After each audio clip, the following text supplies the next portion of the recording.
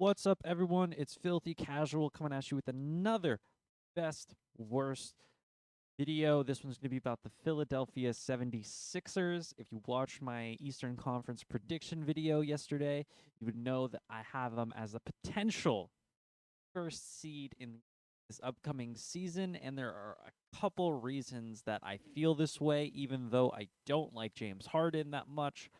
And I've constantly said that I think Jokic is better than Embiid, although it's kind of really close. But I would prefer having Jokic to build my team around than Embiid. Uh, Maybe that's a little bit of bias on my part because of injuries, and I like his play style of passing and the fact that he can shoot really well. But Embiid can also shoot really well, and there's a lot of stuff. But we're gonna get right into it. Leave a like, subscribe, do all that cool stuff. I'm putting out videos as often as I can, and I'm gonna try to keep it up with the content. So, what is the worst case scenario for this? Well, I think the worst case scenario is that James Harden's, oh, I'm gonna come in a season in shape and healthy and with my hamstrings good. All that's a bunch of bullshit, and it ends up being Joel Embiid with you know 20-point per game scorer.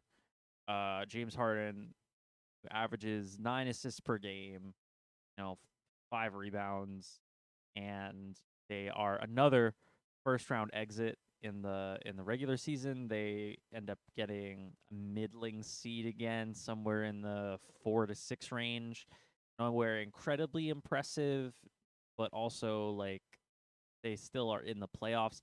I think the worst case scenario for this team is a playoff contention as long as Embiid is healthy.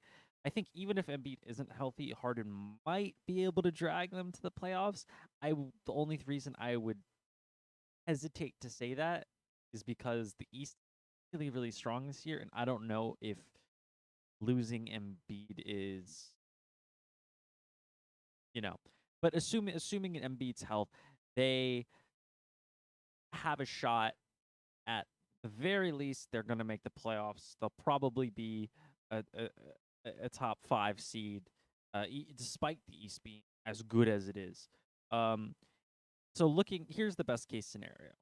The best case scenario, obviously, for them is winning the championship. I feel like this is a little bit more catered towards the regular season for them because I feel like Philadelphia, while they have been lacking in the postseason success, they've also really been lacking in the regular season stuff. I don't think they've ever won more than 55 games. I think their best seed was a 2 seed that they had with Ben Simmons and Jimmy Butler, and they won like 53 games, which is still nothing to scoff at. 53 games is a team, but they haven't won more than 55 games. They haven't had that supreme crowning achievement, and I think this could be the year.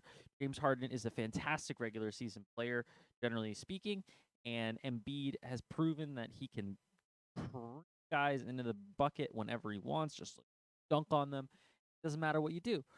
Um, I think this has more motivation than anybody to try in the regular season. They want that 1 seed. They want to prove that they can do it. They want Joel Embiid to get MVP. They want all the first team All NBAs. They want the awards because they've consistently been snubbed for health reasons or to Ben Simmons having really weird stage fright issues, or they or Markel Fultz having a thing with his shoulder. Shout out to my boy Markel Fultz, the homie.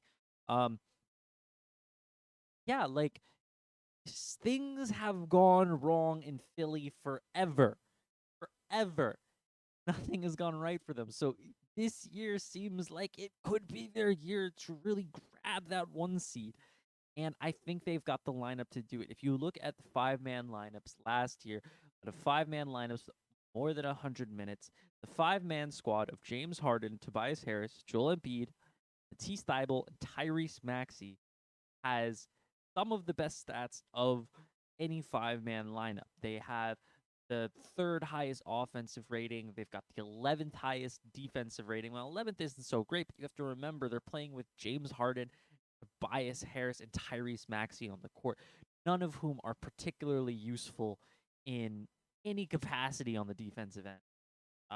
Especially Harden, who spent much of last year, with theoretically poor hamstrings and has never put forth much effort on defense. Even in his peak years, it was the post defense excuse when nobody was posting up ever, and also like who the heck cares that good post defender? I used to make that argument. It was a dumb argument in hindsight. Um, it was stupid. Uh, but as far so yeah, the fact that lineup is burgeoning top 10 defensively with just, two defensive players is really impressive. Uh Not only that, I think with the they with the addition of James Harden, that lineup is also one of the best assisting teams and one of the best true shooting teams. They're third in true shooting percentage, and I think they're fourth in assist percentage. They are fourth. Yeah, fourth. They're fourth in assist percentage. So they're getting really good looks. They're scoring really really well, really really efficiently. They're playing okay to above average defense. So that really tells me that that 5-man squad is pretty much there to wipe out any team that they come across, right? Like these guys are up there with, the Miami Heat starting five, the Brooklyn starting five, all the other fives that were blowing teams out. This team is right up there with, and I think that with James Harden healthy, they're only going to be better. They can only be better. So here's where my thought process about the 1 seed comes. I don't believe Brooklyn is going to get the 1 seed. I don't believe that the Heat is going to. So I'm looking at the Celtics and the Bucks. I don't think either of those teams are going to be gunning for the 1 seed per se. I think they both feel like they can get to the finals. I think their main concern is going to be more so health of their guys, especially Boston, because they probably feel like first off, especially the Bucks, because they probably feel like they should have been in the finals last year if it was not for Chris Middleton, and his injury luck. And then the Boston Celtics, they probably feel like, oh, Jason Tatum had this wrist thing, and Robin Williams was like on a weird leg thing, and everybody is claiming that they were banged up essentially.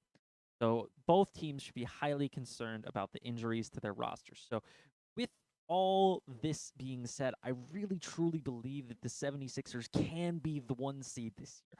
So it's really just a matter of putting it all together. And while I don't necessarily believe that the 76er bench is particularly strong, they've got Charlie Brown Jr.